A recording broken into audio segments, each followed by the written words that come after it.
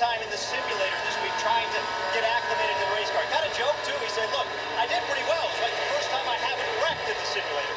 And the one thing he's most concerned about, though, is how that translates to the information he gathered in that simulator to what is actually the reality on the racetrack. Yeah, that's difficult for everyone, and I think the older you are, as an older driver, you're accustomed to feeling the car, seeing things, and you get in the simulator. I think it takes you a little bit longer to adjust than the younger drivers. They seem to adjust a little bit quicker.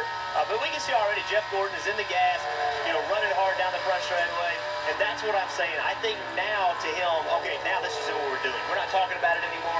Now it's just about making lap time and getting as good as you can, as early as you can. You see he's pushing the car, had to get out of the throttle there to keep him hitting the wall. But that's what you want to see. You want to see him attacking right off the bat, and that's what he's doing. And this has got to be a little bit of an adrenaline rush, even for a 4-time champion, a 5-time Brickyard 400 winner. This is his office. I'm sure, I know, Jeff, you know, both recently, you removed from the seat, me removed from the pit box, how there were those days, those moments where you missed certain parts of it. And I love covering the races. Jeff Gordon covered the races for the first half of the year, but he's got to feel great to be back behind the wheel. There are certain racetracks, too, that I'm guessing that Jeff would have said, you know what, he announced his retirement over a year ago. When he did retire, he did say, I'm done racing full-time. Well, this is a one-off, potentially a two-off if he ends up in Pocono next week and Dale Jr. isn't back yet. Well, it's pretty. He made it clear that he wasn't shutting the door on driving again. And by the way, his first lap was 4th fastest. And, he was ahead of Chase Elliott, Denny Hamlin, Jamie McMurray, Casey Kane, Tony Stewart. So pretty quickly right back in the swing of things. You don't forget how to drive a race car, do you, Jeff? No, I don't think you forget how to drive a race car, but I think the intensity that it takes to drive a race car is what's got to come back. When you've been out of the race car, and he was on vacation in France. All the other competitors, they were fighting for position last week in New Hampshire. So the thing that it takes a while to come back is that killer spirit, that competition, that, if I don't give 100%, somebody else is, and they will wear me out. That is what takes a little while to come back, that fighting intensity.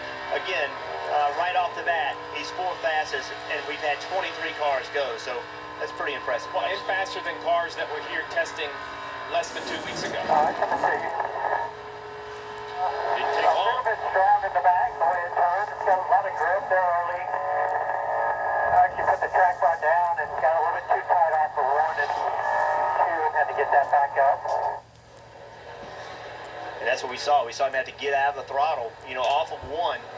Turn 1 is a low grip corner and compared to turn 3. And in turn 1, you tend to have less grip. You're either looser or you're tighter. He made an adjustment on the track bar and actually got it too tight.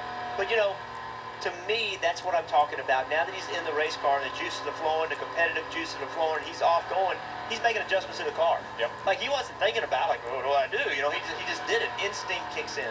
When he says that and when he gives that feedback back to Greg Ives, how long will it take those two to maybe get on the same page or mesh as far as the communications go? Well,